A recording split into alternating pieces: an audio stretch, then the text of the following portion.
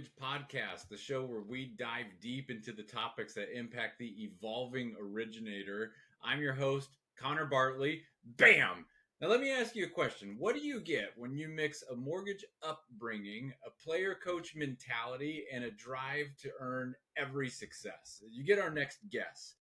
He's built a remarkable business on process, honest advice, and strategic and valuable follow-up, including an impressive weekly newsletter to agents. He's with us today to talk about what it means to be a leader, why consistency is king, and how he got 40% of his business from past clients. John Pyne, welcome to the Lowdown. Thank you, Connor. It's quite an introduction. It's a pleasure to be here, bud. Yeah, absolutely, man. It's great to have you on. I'm glad we got a chance to meet and talk about getting on this show and go through all this. And in some of the prep work that we've done, you shared something that I don't think I've ever heard, and I don't think I ever will hear, which is that you were born into this business that was already in the family, and that you did your first pre-approval at 8 years old. So let's start there and just tell us how you got into the business and why you do what you do.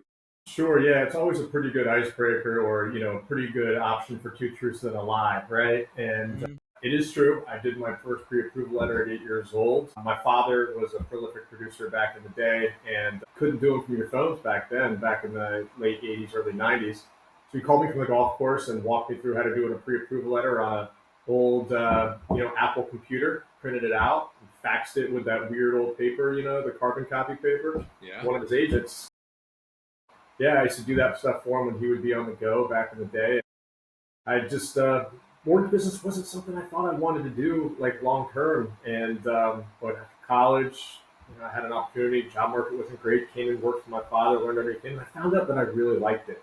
And, working with my dad and learning from him and being around people and problem solving and, just meeting different people, it was just something that, for me, the type of person that I am, I think it came rather naturally, but it just, also there's a direct correlation with how hard you work and how you're compensating your success level. And I think for me, former athlete, those are the type of things that resonated with me. Yeah. So, okay, wait, former athlete, what'd you play? I played football and lacrosse growing up. Nothing serious, but just kind of like, all right, you work hard, you see the results. And for me, that was what kind of resonated. And I think that I really like that, setting goals and setting targets. And it's like, all right, this is the person ahead of me that I have to take down as far as for doing more production than them, like, hey, to make the team, I've got to do this. I got to beat this person out. Like, just those sorts of things were what drove me earlier in my career. And it kind of changed as I got a little older and a little mature. Yeah. So do you still do things to keep that competitive drive outside of work? Are you in like men's leagues in sports, or you coach your kids or do anything like that? I'm just curious because it's come up a couple of times on the show.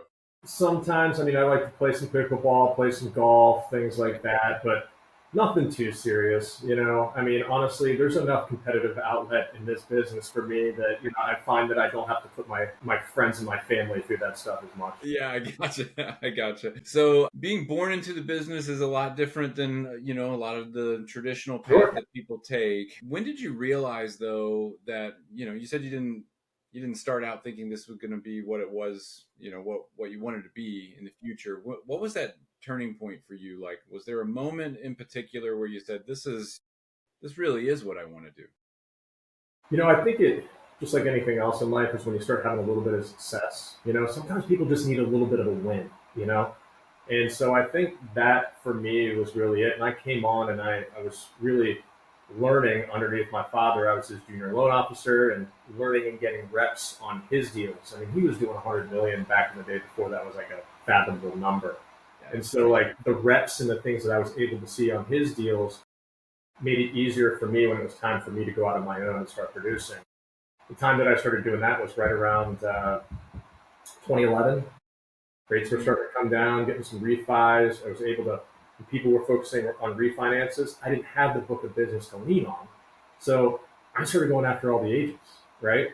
And the people that I had talked to throughout my, my previous role as an LOA, they knew me, and it was like, okay, I got some inroads there and started doing some purchase business immediately. And then it was like, okay, I like this, and I started, you do 1 or 2 deals a month, 3, 4, 5, 10 deals a month, and you're like, I got something.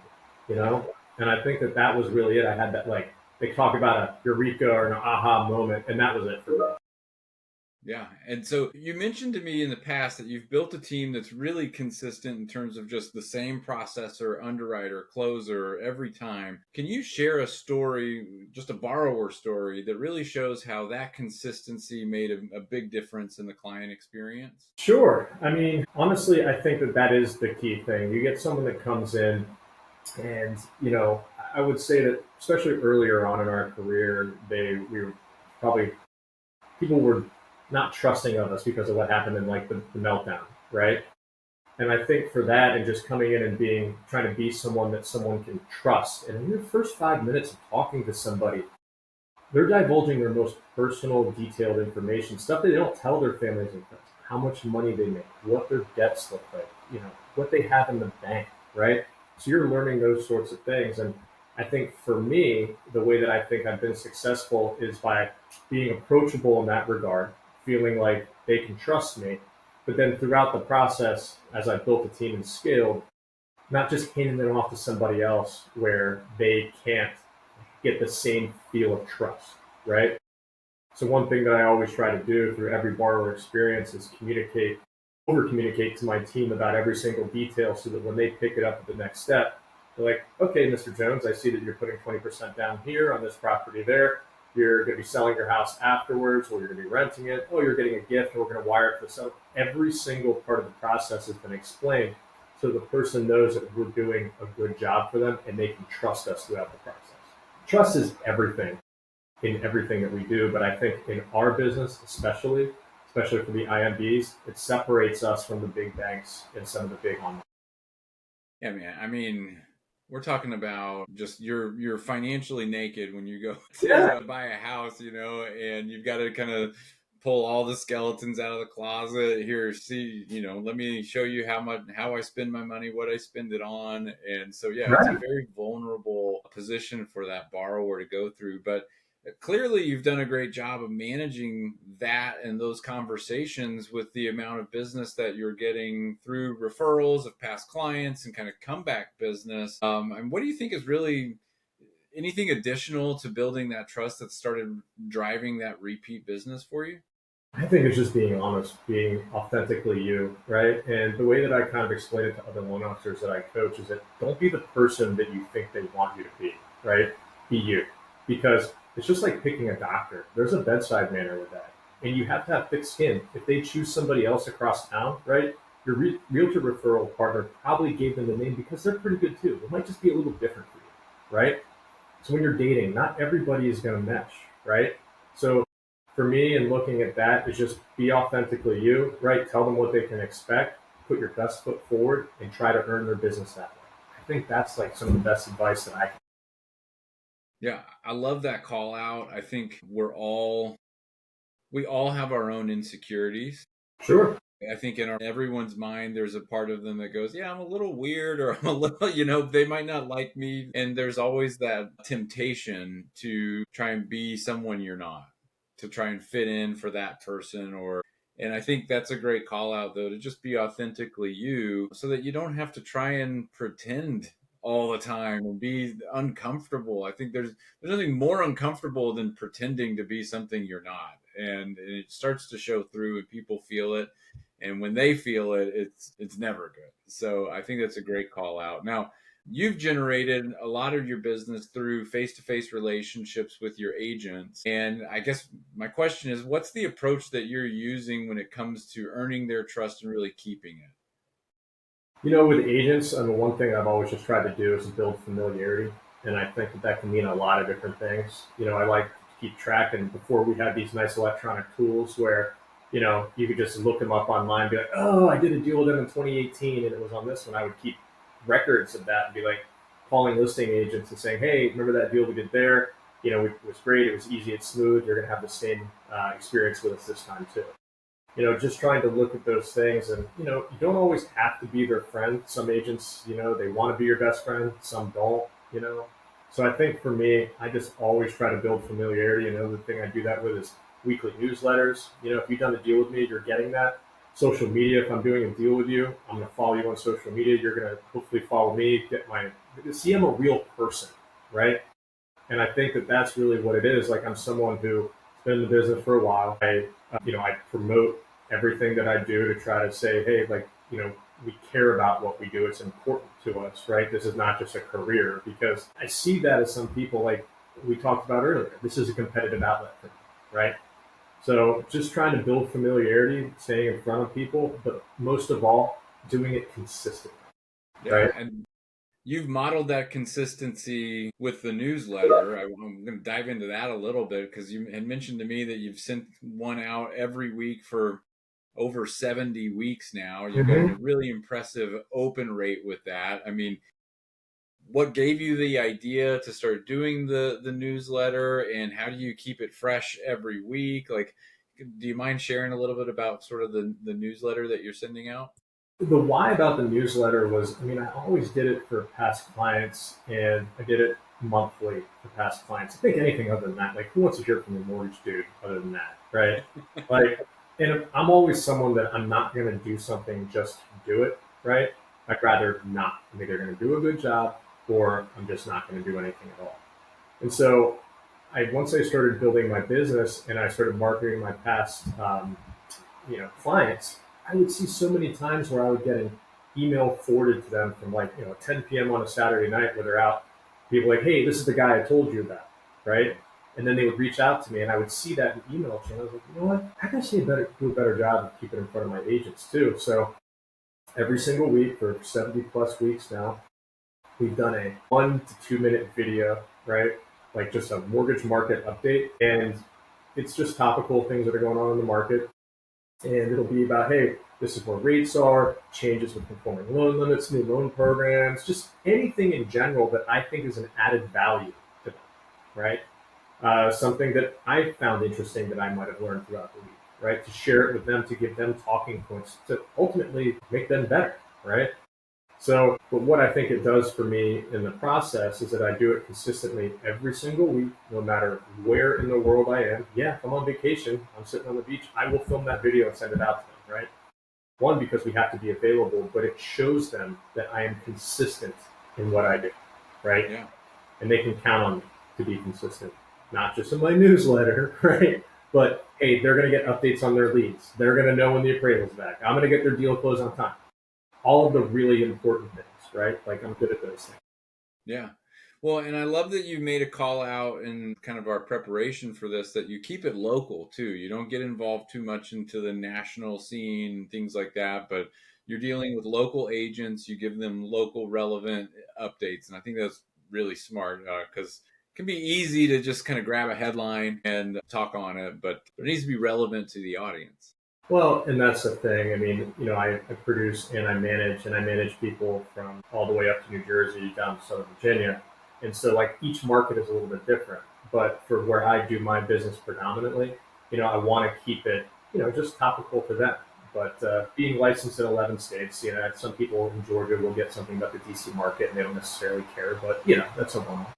Yeah. Oh, I got it. Well, and we talked about this a little bit that now some of the focus, this is one of the things I love about talking to top producers is there becomes sort of a tipping point where the focus is on impact over income. The money is there, you'll make it. You've got the systems, processes in place, the referrals are coming in.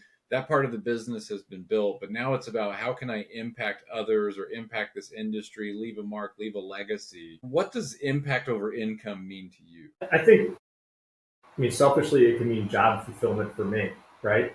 And I think that, I've been doing this at a high level for quite a while now. And, you know, not to say I don't get excited about having a big closing month, but you somewhat lose the thrill of the kill a little bit. And, for me, the way that I constantly stay engaged is by tinkering with my process, trying to improve marketing strategies, trying to, the loan manufacturing process, get efficiency back, right?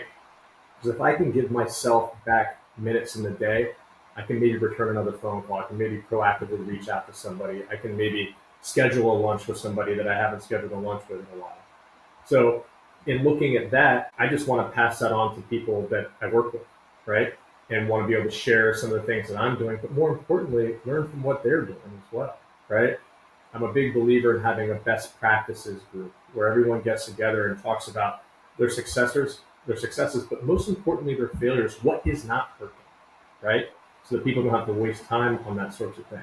So I think just collectively, I just want to kind of get together with other top producers or people that strive to be top producers that want to do those types of things and see how I can help them along because I had an opportunity that probably most other people do not have. Had a top producer as a father. By result, I was around a lot of other people where I just grabbed things through osmosis. But coming up, like I love coaching. I like helping people, and if you can do that with loan officers and seeing them implement something and then blossom, it makes you feel pretty darn good. Yeah. Yeah. In a commission only job, when you can help somebody find a way to make more money, Yeah, like that's just a really cool feeling, right? Like because it's the impact is so big on their family and their confidence and really just everything. And so I love that that's something that's on your heart and that you're pursuing even more.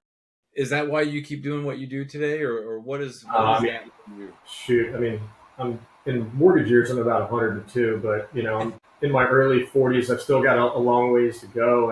And, I really love what I do. And I think that if I had to choose something else to do, I'd probably be a teacher. And I think that that kind of explains why, I do like the coaching. I do like kind of helping people with those sorts of things. Like even when I'm talking to borrowers, I lead with like, teaching and educating throughout the process, and not being salesy. I think that's a really important thing is that being seen as an expert in your field, if you can do that, the sales will come, Absolutely. so to me, just looking at that sorts of thing, I just think that I wake up and I feel fulfilled, and that's why I continue to do what I do. And it's interesting, like we see a lot of change in our business, you know, and I like to look at change as opportunity, where you see things where it's like, all right, we got TRID. The big banks are going to mess this thing up royally, right? We have opportunity, you know.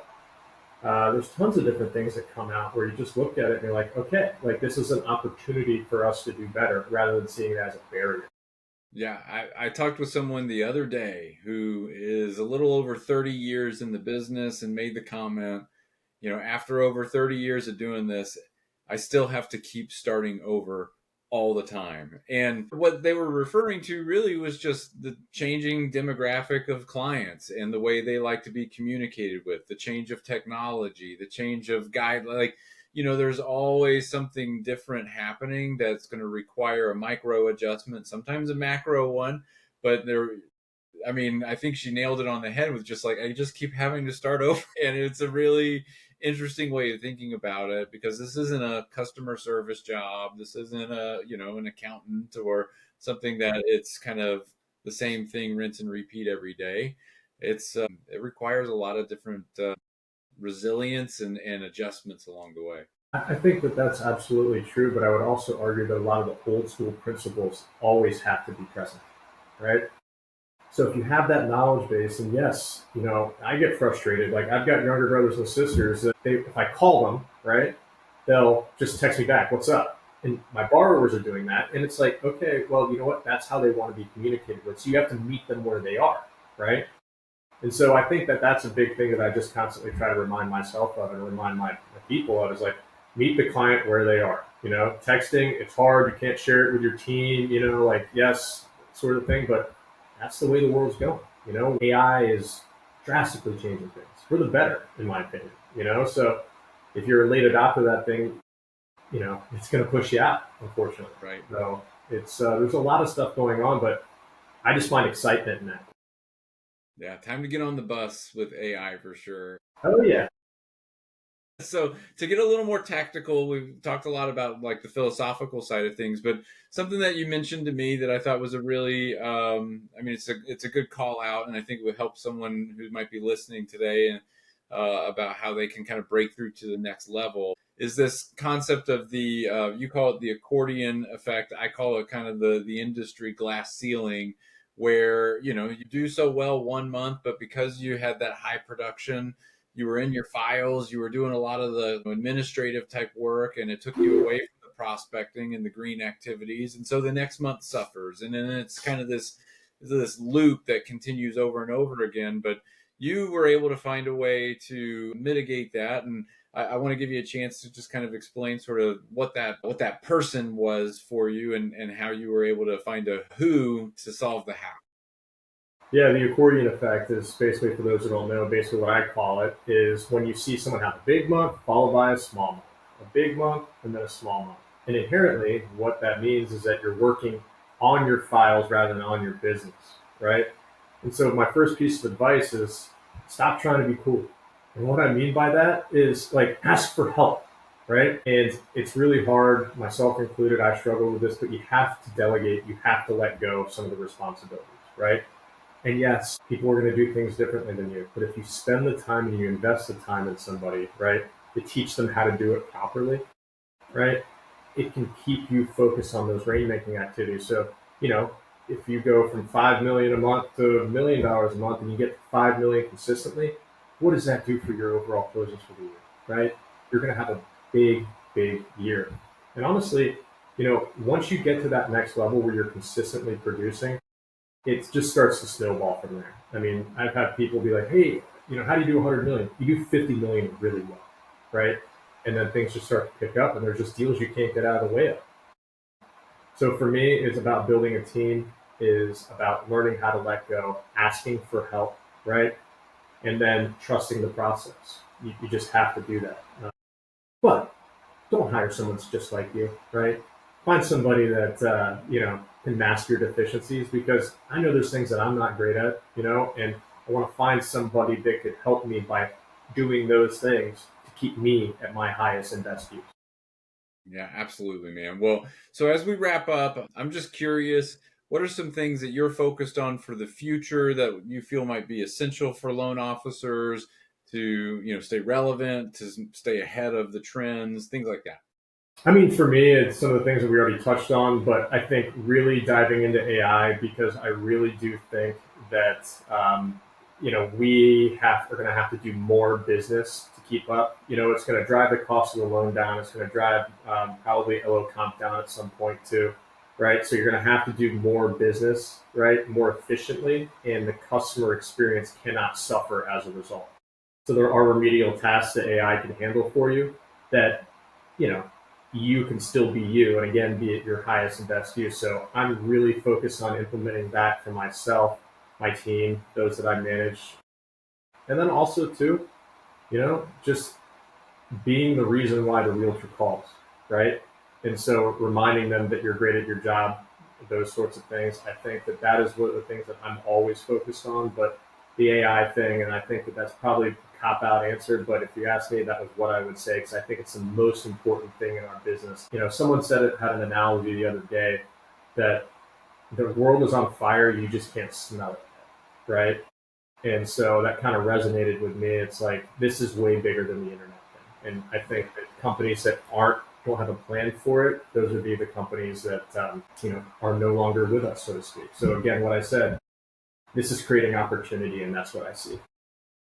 Yeah, I love that. I thought of something earlier this week. I was reminded of one of the first sales jobs I ever had. I would go door to door, business to business, selling Southwestern Bell phone plans, just like terming their lines for Yeah, 2 yeah, years, or getting them on a better long distance plan, and moving them from dial up internet into DSL. I right. would go business to business all day and talk about how fast DSL was compared to dial up and all the benefits of that. And so many people would say, not interested. This is good enough. This is what I Sure. have. And it's crazy to think of now in like the time of Wi-Fi and all of that. But there was a time where people thought dial up was good enough.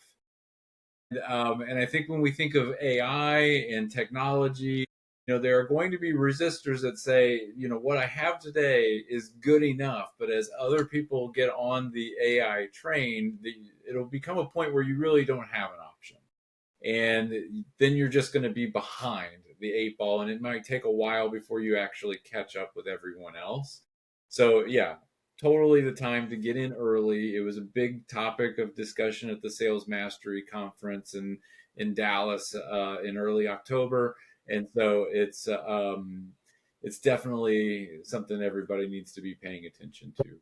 I told a 25-year career veteran earlier this week the same thing. It's like, you are great at what you do, but AI is making somebody who is a newbie appear to be as good as you, right? And he was like, okay, you're right. I need to learn it. So, Yeah.